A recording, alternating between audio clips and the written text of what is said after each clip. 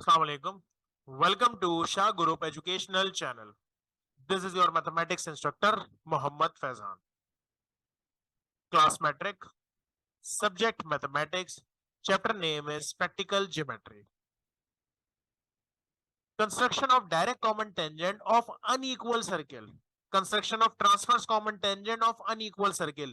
बेटा आपने last lecture में इक्वल सर्कल्स के लिए जो काम किया था वो अब आपने अनइक्वल सर्कल के लिए काम करना है, तो बात थोड़ी बहुत तो समझ में आ गई होगी। पिछली बार आपको एक ही रेडियस दिया हुआ था, दोनों सेम सर्कल बनाए थे, जब आपको सर्कल के लिए दो अलग अलग रेडियस दिए हुए होंगे। जैसे सवाल लिखा हुआ है construction of a direct common tangent of a circle having radius equal to 3.4 centimeter and 2.1 centimeter and distance between them is 7.5 centimeter। तो सर्किल के रेडियसेस जो डिफरेंट दिए हुए और उसका बीच का डिस्टेंस आपको जो दिया हुआ है वो 7.5 दिया हुआ है। कैसे बनेगा डायरेक्ट कॉमन टेंजेंट, चलें बहुत गौर से देखिएगा क्योंकि बोर्ड के लिए that is most most most important question section C के लिए। सो चलें बनाते हैं इसको। अच्छा, इक्वल सर्किल्स के हमने बना लिए। अब हमें क्या बनाने हैं बेटा, हमें वैल्यूज दी हुई है 3.2 सेंटीमीटर का एक सर्किल है, सॉरी 3.4 सेंटीमीटर का एक सर्किल है और एक 2.1 सेंटीमीटर का सर्किल है। इनके दरमियान का डिस्टेंस दिया हुआ है 7.5। हमें अब दो अनइक्वल सर्किल के डायरेक्ट कॉमन टेंजेंट बना लें। तो चलें स्टार्ट करते हैं। पहले एक लाइन बनाते हैं। कितनी लाइन दी हुई है आपको, डिस्टेंस 7.5 सेंटीमीटर। तो 7.5 सेंटीमीटर का मतलब ये हो गया बेटा, यहां से 7.5 सेंटीमीटर की लाइन बनाई हमने। जाहिर सी बात है इस तरह की डायग्राम स्ट्रेट पेज पे नहीं आ सकती, इसलिए मैंने इसको लैंडस्केप किया है। नाम दे देते हैं इसको ए का और बी का। अब क्या करेंगे, पहला सर्किल आपको दिया हुआ है 3.4 सेंटीमीटर, तो 3.4 सेंटीमीटर का हम आर्क खोल लेते हैं। 3.4 सेंटीमीटर यानी यहां से यहां तक, थोड़ा सा कम होगा, 3.4, ठीक है। तो 3.4 सेंटीमीटर का हमने सर्किल बनाया, ए पे रख के बन गया। ये हमारा पहला सर्किल है, याद रखिएगा ये ओरिजिनल सर्किल है हमारा। दूसरा सर्किल उसने कहा हुआ है 2.1 सेंटीमीटर का, तो 2.1 सेंटीमीटर का आर्क खोलते हैं और 2.1 आएगा यहां तक, और ये हमारा बनेगा 2.1 सेंटीमीटर का सर्किल जो कि बनेगा बी से। ठीक है बेटा, तो दो सर्किल हमने बना लिए जो हमें उसने कहे थे। अब आपको अगले स्टेप में क्या करना है, आपको ये करना है, आपका पहला सर्किल कितना था 3.4 सेंटीमीटर, दूसरा कितना था 2.1। अब माइनस करें, 3.1 में से जब 2.1 जाएगा तो 1.3 सेंटीमीटर बनेगा। इसका मतलब एक और सर्किल बनाना पड़ेगा आपको 1.3 सेंटीमीटर का। 1.3 सेंटीमीटर आई नो थोड़ा सा मुश्किल हो जाएगा बनाना, लेकिन ए पे रख के जहां आपने बड़ा सर्किल बनाया है वहीं रख के आपको 1.3 सेंटीमीटर का सर्किल भी बनाना है। 2 मिनट के लिए सपोज करें आपके पास वैल्यूज होती हैं, एक सर्किल दिया हुआ है 3 सेंटीमीटर का, एक दिया हुआ है 2 का, तो आप क्या करेंगे 3 और 2 तो बना लेंगे, पर अगला सर्किल कितना बनेगा 3 - 2 यानी कि 1 का। ओके, यहां तक होने के बाद अब आपने ए और बी को करना है बाइसेक्ट, और बाइसेक्ट करना तो आपको आता है। बाइसेक्ट कैसे किया जाता है बेटा, बाइसेक्ट ऐसे किया जाता है कि मोर देन हाफ ओपन किया जाता है, ऐसा ही है ना, मोर देन हाफ ओपन करके एक आर्क ऊपर लगता है, एक आर्क नीचे लगता है। सेम काम हम किसके लिए करते हैं, बी के लिए करते हैं, प्रकार को चेंज किए बगैर। एक आर्क ऊपर लगाएंगे, एक आर्क नीचे लगाएंगे, जहां दोनों इंटरसेक्ट कर रहे हैं वो आपका बाइसेक्शन का पॉइंट कहलाएगा। इसको हम नाम दे देते हैं बेटा ओ का। अब करना क्या है, यहां तक की बात समझ में आ गई। अब क्या करना है, ये जो ओ पॉइंट मिला है सेंटर, इसको आप ए तक का डिस्टेंस लें, ओ से ए कहें ओ से बी कहें एक ही बात है, और एक सर्किल बना दें जो दोनों सर्किल को, वैसे तो तमाम को ही कट करते हुए जाएगा इस तरह से। चले यहां तक की बात जरा जल्दी से रिपीट कर लेते हैं। क्या बात थी यहां तक की, सबसे पहले हमने लाइन बनाई 7.5 सेंटीमीटर की, फिर हमने क्या किया बेटा, दो सर्किल बनाए जो सवाल में हमें दिए हुए थे 3.4 और 2.1, फिर हमने माइनस किया 3.4 में से 2.1 तो बचा 1.1, वो 1.3 उसका सर्किल बनाया। ए और बी को बाइसेक्ट किया, जो पॉइंट मिला वहां से एक सर्किल बनाया ओ से ए तक के डिस्टेंस का। यहां तक की बात समझ में आ गई। अब आगे की बात सुने। अब आगे ये करना है कि ये जो सर्किल बना था इसने आपके ये छोटे वाले सर्किल को कहीं पर इंटरसेक्ट किया था। छोटा वाला सर्किल जो हमने बाद में बनाया था 1.3 वाला, इसको हम नाम दे देते हैं, इसको हम नाम देते हैं सी का और इसको हम नाम देते हैं डी का। ओके हो गई बात बेटा। अब आप पेंसिल लेंगे, जरा गौर से देखिएगा ये स्टेप बहुत इंपॉर्टेंट है। पेंसिल लेंगे, इस ए को सी से जोड़ना है और आगे तक ले जाना है। ए को सी से जोड़ा और आगे तक ले गए। अब स्केल को मैं हिला नहीं रहा, मैं स्केल को इसी पोजीशन में लेके जाऊंगा और बिल्कुल इसके पैरेलल ये वाली लाइन बना दूंगा ऐसे। आई बात समझ में? यानी कि आपका स्केल मूव नहीं करना चाहिए, एंगल नहीं चेंज होना चाहिए। एक तरीका तो ये कि भाई डी रख लें, डी से देख लें कितना एंगल है। अगर जैसे डी रखूं मैं यहाँ पर, तो एक एंगल ये आ रहा है ये एंगल आ रहा है तकरीबन 80 पर, तो 80 डिग्री का ही यहाँ पर भी एंगल बना लें। तो एक ऑप्शन तो आपके पास ही है। दूसरा ऑप्शन ये आसान तरीका होता है कि आपने स्केल को बिल्कुल यहाँ रखा और ना इसको यूं किया ना यूं किया, बिल्कुल इसी पोजीशन में मूव करके आप आगे तक ले गए और आपने लाइन बना। ठीक है, अब क्या किया, इसको नाम दे देते हैं हम, ये कर देते हैं P और ये कर देते हैं Q। सेम काम नीचे की तरफ करेंगे, पेंसिल रखेंगे, ये जो आपका D पॉइंट था, इस पेंसिल से D पॉइंट को जोड़ते हुए नीचे तक लेके जाएंगे और स्केल को इसी पोजीशन में आगे लेके जाएंगे और इसको आपस में कनेक्ट कर देंगे ऐसे, बिल्कुल एक पैरेलल लाइन बना देंगे बेसिकली। और इसको नाम दे देते हैं हम RS। नाम आप कोई भी दे सकते हैं, मसला नहीं है। हो गए डायग्राम कंप्लीट। क्या करना है, डायरेक्ट कॉमन टेंजेंट ना, डायरेक्ट कॉमन टेंजेंट क्या होता है, जो दोनों सर्किल को टच करे। तो ये देखें, ये सर्किल को टच करती हुई लाइन जा रही है यहाँ से और ये भी सर्किल को टच करती हुई जा रही है लाइन यहाँ से, इसे हम कहेंगे डायरेक्ट कॉमन टेंजेंट। अच्छा, ट्रांसफर अभी अगला करना है, आपको समझ में आ चुका है क्योंकि आपने इक्वल का ट्रांसफर तो किया है, अपोजिट के लिए कट होगा, थोड़ी सी चेंजिंग होगी, बाकी सारा का सारा काम वैसा ही होगा। सो फिलहाल इसकी प्रैक्टिस जरूर करनी है। डिफरेंट वैल्यूज को रख के मैंने 3.4 और 2.1 से करवाया है, आप 3 और 2 से करके देखें, आप 3.5 और 2.2 से रख के देखें ताकि आपको बात समझ में आए, आपका हाथ सेट हो। मोस्ट इंपॉर्टेंट क्वेश्चन है ये बोर्ड के पेपर के लिए। अब जब आपने ये बना लिया है तो अब आपको सिंपली क्या करना है, स्टेप्स ऑफ कंस्ट्रक्शन लिखने हैं। जो जो आपने काम किया था वो एक एक करके लिखते हैं ना। सबसे पहले क्या किया था, लाइन बनाई थी, हमने लिख दी। लाइन कितनी बनाई थी, 7.5 की। फिर क्या बनाया था, दोनों पॉइंट पे सर्किल बनाए थे, तो लिख दिए हमने सर्किल। फिर आपने क्या किया था, एक और सर्किल बनाया था पॉइंट ए पर 1.3 सेंटीमीटर का। क्यों बनाया था 1.3 सेंटीमीटर का, मैंने आपसे कहा था 3.4 में से 2.1 को माइनस करेंगे तो 1.3 आएगा। फिर आपने क्या किया था, जो आपके दो पॉइंट्स थे ए और बी, उनको बाइसेक्ट किया था, और जो जहां पर बाइसेक्ट हुए थे वहां से आपने एक और सर्किल ड्रॉ किया था जो पिछले वाले सर्किल को इंटरसेक्ट कर रहा था। ऐसा ही है ना?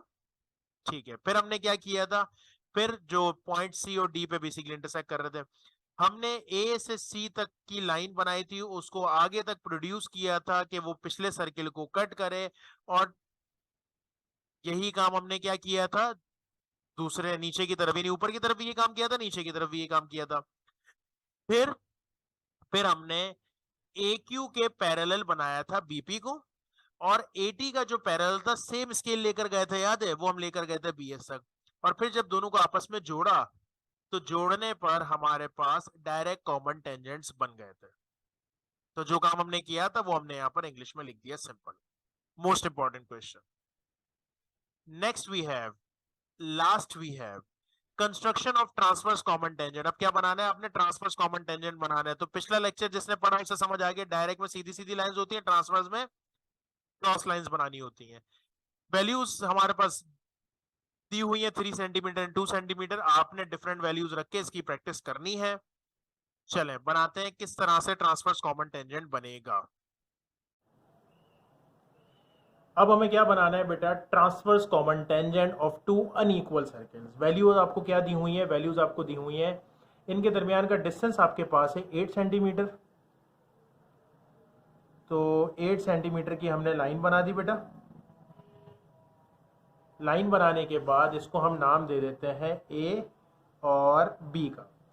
फिर क्या करना है, इस दफा सर्किल्स आपको दिए हुए 3 सेंटीमीटर का और 2 सेंटीमीटर का। तो 3 सेंटीमीटर का हम आर्क खोल लेते हैं, ओके। और यहां से ए पे रख के आपने 3 सेंटीमीटर का एक सर्किल बना लिया, ठीक है। ए पे रख के 3 सेंटीमीटर का आपने सर्किल बना लिया, सॉरी, ये आपका बन गया 3 सेंटीमीटर का सर्किल। फिर क्या करना है, दूसरा सर्किल आपको 2 सेंटीमीटर कहा हुआ है, तो 2 सेंटीमीटर का प्रकार खोलते हैं और बी पे रख के हम 2 सेंटीमीटर का सर्किल बना लेते हैं। तो यहाँ तक की बात तो आप कहेंगे सर ये तो पिछली वाली बात है, डायरेक्ट कॉमन टेंजेंट में भी तो हम यही कर रहे थे कि 2 सर्किल बनाते थे, बीच का डिस्टेंस होता था, तो यहाँ तक की बात तो आपकी तकरीबन सेम है। अब एक छोटी सी चेंजिंग है। क्या चेंजिंग है? पिछली बार जो आप काम कर रहे थे तो उसमें आप कहते थे एक 3 सेंटीमीटर का, एक 2 सेंटीमीटर का, 3 में से 2 का एक, तो 1 सेंटीमीटर का सर्किल यहाँ बनाते थे।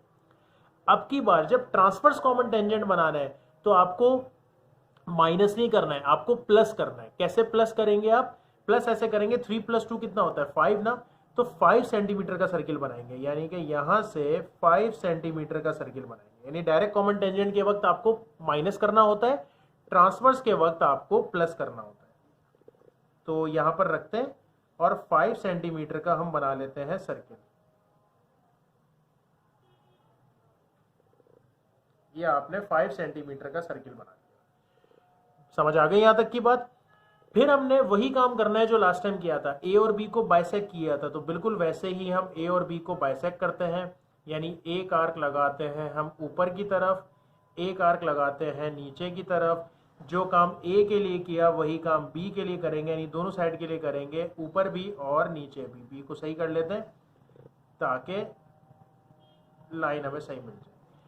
ये जो लाइन मिली है इसको हम कर लेते हैं कनेक्ट, इस पॉइंट को और इस पॉइंट को।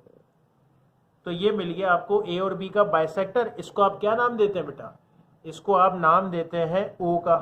तो इसको आपने ओ का नाम दिया। फिर क्या किया था लास्ट टाइम? वही वाला काम वापस करना है कि ओ पे प्रकार रखा, निब रखी और पेंसिल रखी ए पर, और इसको घुमा दिया। एक नया सर्किल बना लिया जो पिछले वाले सर्किल्स को कट कर रहा है और ए और बी को आपस में कनेक्ट भी कर रहे हैं, ए और बी से होता हुआ गुजर रहा है। तो नई बात क्या थी? पिछले सवाल में सिर्फ डिफरेंस क्या था? अभी तक एक ही डिफरेंस आया है कि वहां माइनस करके छोटा सर्किल बनता है या प्लस करके बड़ा सर्किल बनता है। अब आ जाते हैं जो डिफरेंस है।